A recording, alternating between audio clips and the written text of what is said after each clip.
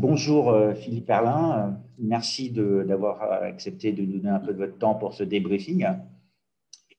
Vous êtes donc docteur en économie et essayiste et vous avez rédigé une lettre mensuelle sur les crypto-monnaies.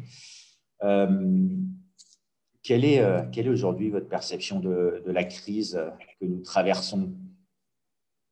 Je suis assez désespéré parce que moi, je considère que le confinement est totalement injustifié, hein, surtout pour cette soi-disant deuxième vague qu'on appelle une deuxième vague, mais qui en fait, on se rend compte maintenant, on a les chiffres, hein, et moi je me base sur Santé publique France, hein, qui est un organisme gouvernemental, où on voit que les réanimations commencent à baisser, le nombre de cas a chuté depuis longtemps, et en fait on se rend compte que le reflux de ce qu'on considère comme une vague a commencé avant même le confinement, quoi. Donc moi, je considère que le confinement est absolument injustifié. La fermeture des commerces est injustifiée. Elle va provoquer un cataclysme économique terrifiant.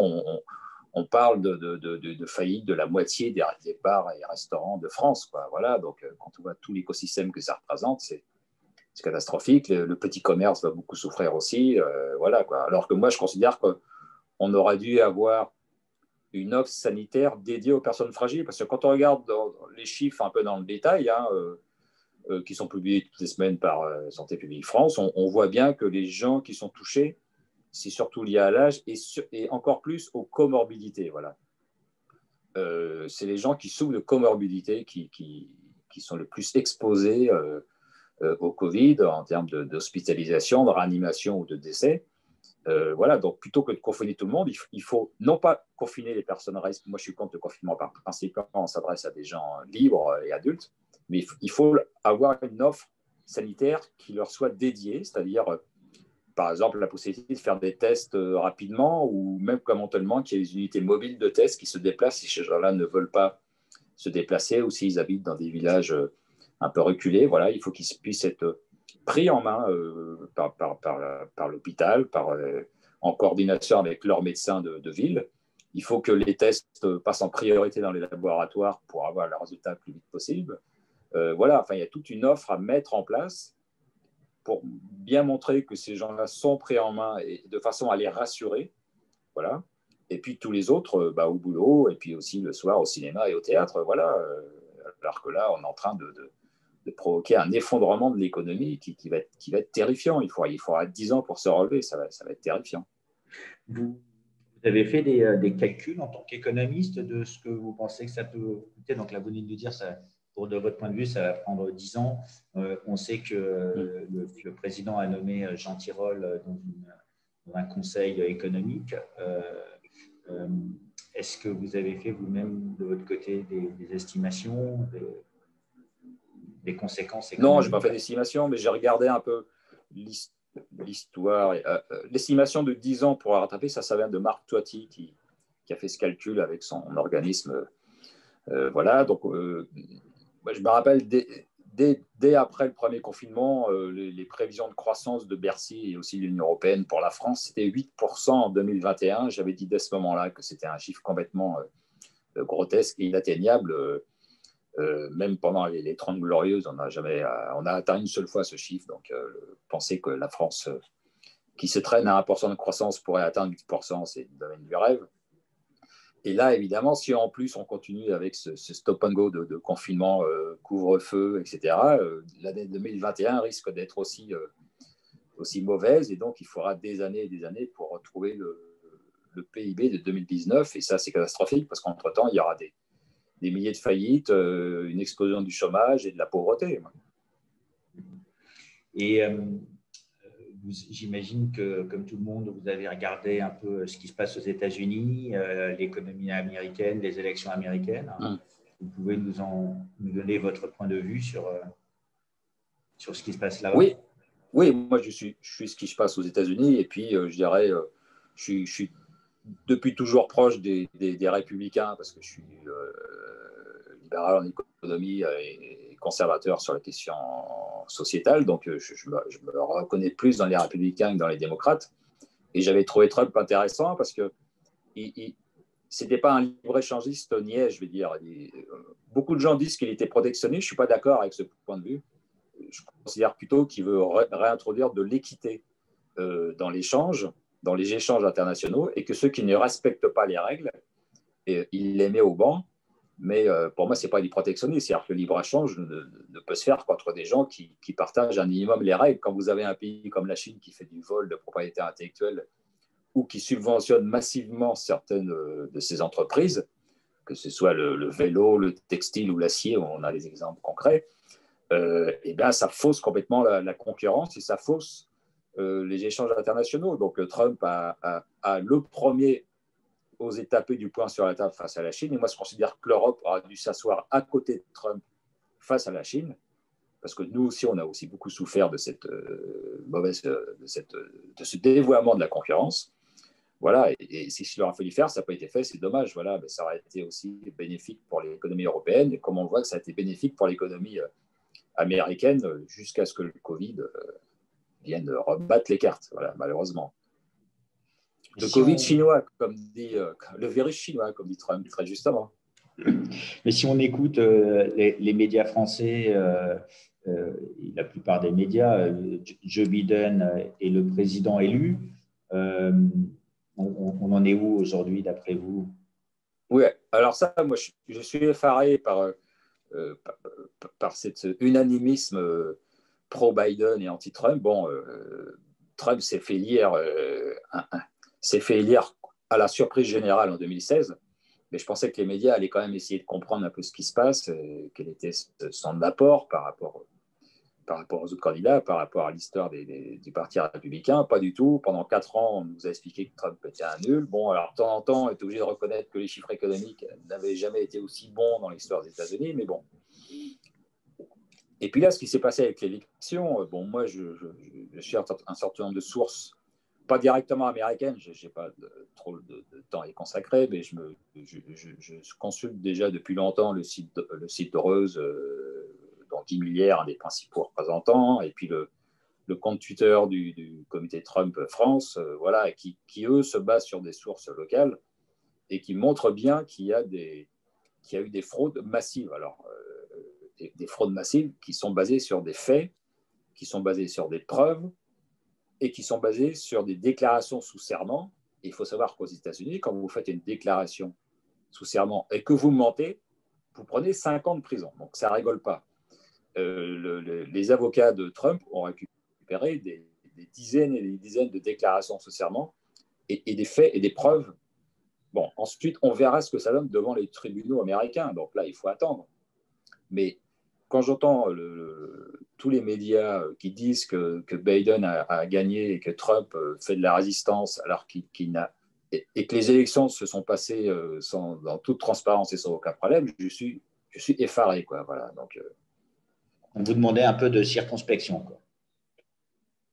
Bah, je dis au moins, bon, moi je suis pro-Trump, donc évidemment, on va considérer que j'ai un parti pris, mais je dis aux journalistes en général et puis à ceux qui s'intéressent à l'actualité américaine et à ces élections, je dis diversifiez vos sources d'information et puis vous verrez qu'il y a eu des fraudes importantes. Voilà. Maintenant, est-ce que ça va permettre d'inverser, est-ce que ça va permettre à Trump d'être élu?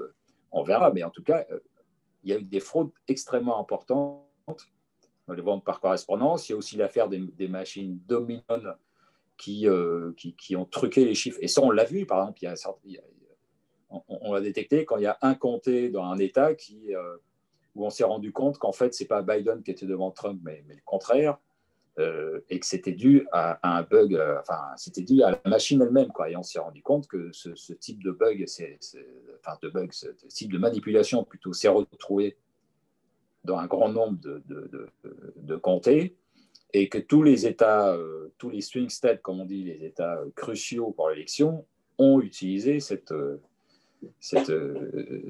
machine Dominion, quoi. Voilà, donc il y a eu la mise en place d'une fraude à grande ampleur. Voilà, donc au minimum, objectivement, on doit reconnaître ça. Ensuite, est-ce que ça va changer le résultat?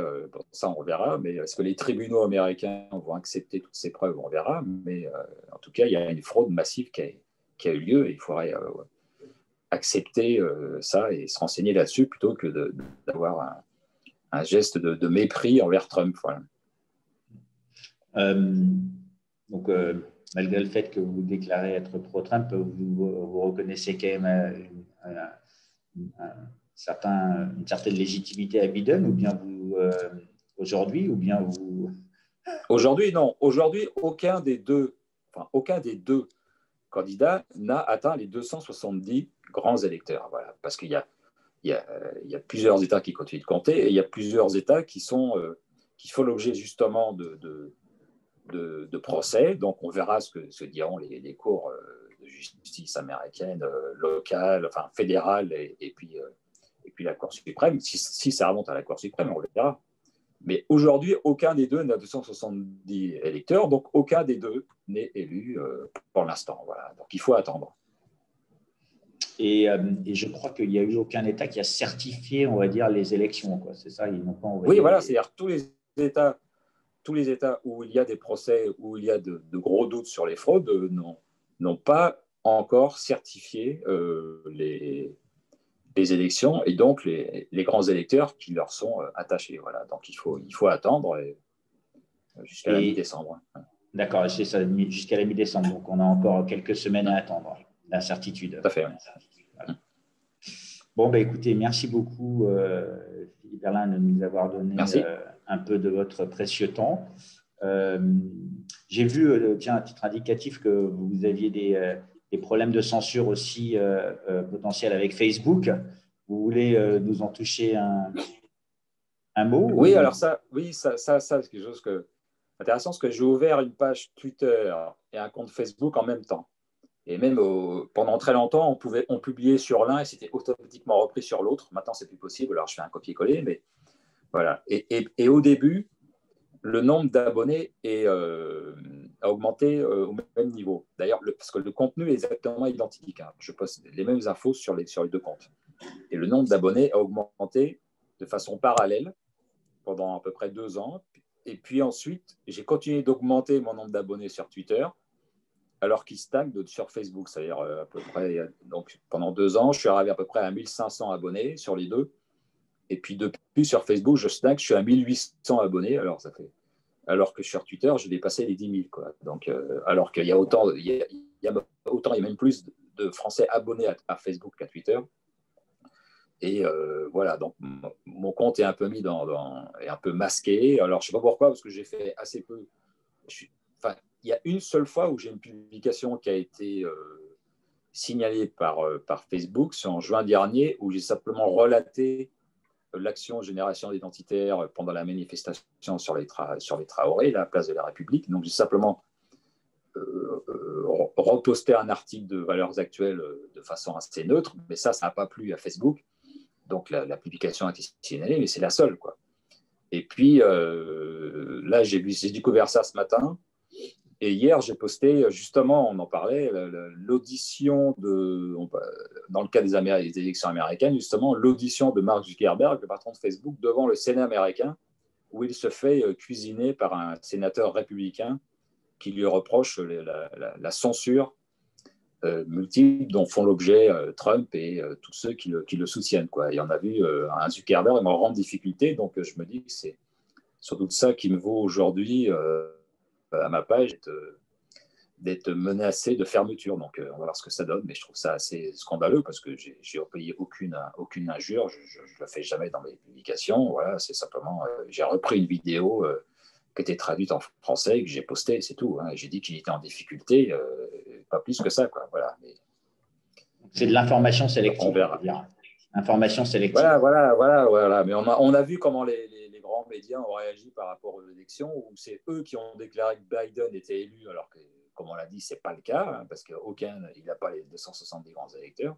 Et puis, à chaque fois que Trump dénonçait la fraude, y compris en apportant des preuves factuelles, il y avait toujours, Twitter ou Facebook rajoutait un commentaire, et ils le font encore, ils rajoutent un commentaire pour dire que l'élection s'est très bien passée et que les accusations de fraude n'ont pas lieu d'être, ce qui est complètement effarant. Quoi. Alors justement, Zuckerberg a été cuisiné là-dessus, parce que si on fait ça, ça veut dire qu'on est un éditeur, comme un journal, donc on doit se conformer à d'autres règles, ou alors on est une simple plateforme qui ne faisant que transmettre de l'information, ce qui donne lieu à moins d'obligations légales, mais on ne peut pas jouer sur les deux tableaux. On ne peut pas dire je suis une plateforme, donc je ne veux pas les obligations légales d'un éditeur, et puis en même temps intervenir comme éditeur.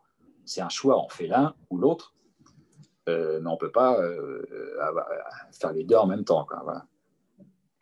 L'audition de Zuckerberg, c'est celle-là où on lui a posé la question s'il y avait des employés qui avaient les moyens de modifier le contenu des participants sur Facebook. Oui, de lire les courriers personnels des gens. Et puis avant, ça portait sur la fraude des élections, comme on le disait, mais il y avait aussi une question qui était posée sur la possibilité que des salariés de Facebook puissent lire les messages personnels que s'envoient les membres de Facebook, et Zuckerberg n'a pas su répondre clairement là-dessus, ce qui est quand même inquiétant, quoi. Voilà, parce que c'est quand même et c'est là où le conversations privées. Le sénateur lui a aussi posé la question si quand ça se faisait, il me semble, est-ce qu'il y avait un rapport qui était émis ou est-ce qu'il y avait un ticket, on va dire. Et voilà, il n'a pas su répondre. Et il n'a pas su répondre clairement là-dessus, ce qui est inquiétant, quoi. Ou il n'a pas su ou il n'a pas voulu. En tout cas, il a dit qu'il allait y réfléchir, me semble-t-il, à donner l'information. À chaque fois que les questions devenaient gênantes, il a dit je vais y réfléchir et je vous en reparlerai. Sauf que là, au moment où il est interrogé par le Sénat américain, il fait une déclaration sous serment. C'est-à-dire que tout ce qu'il dit peut être retenu contre lui, et s'il ment, il peut faire l'objet de condamnation. Voilà. Alors que si on appelle un sénateur au téléphone, bon, voilà, ça n'a pas la même poids. Voilà. Donc, d'accord. Bon, j'espère que ça fasse bien se passer pour vous et que vous n'allez pas être censuré. Je vous remercie énormément de nous avoir donné du temps. Et je vous souhaite donc une bonne journée. D'accord, merci.